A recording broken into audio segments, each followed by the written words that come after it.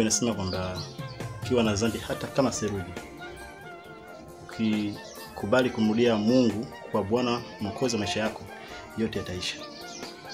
Mimi nadhani kwamba ungepiga magoti kidogo, twende sala toba, kisha tuendelee na mambo mengine.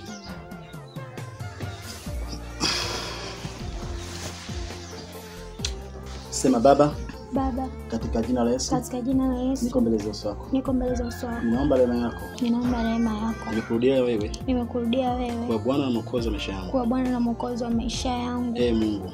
Mungu. Samehe dhambi zangu. Samehe dhambi zangu. Baba, katika jina la Yesu Kristo, nimeweka mtumishi wako mkononi mwako Bwana. Ukapate kumsafisha dhambi zake pale alipokwenda kinyume. Ninaachilia utukufu wako ushuke katikati yake kwa jina la Yesu Kristo. Amen. Kwa chini. Ningependa kwa sasa usikae kwenye vikao kama vya wadada. Wewe sasa hivi natikao unadili sana kuja makanisa. Kuna ibada za mama, Jumanne, Jumatano kuna kujifunza neno, Ijumaa kuna maombi na maombezi. Sana ungekuwa unakuja Ijumaa ili kwamba kwa sababu ya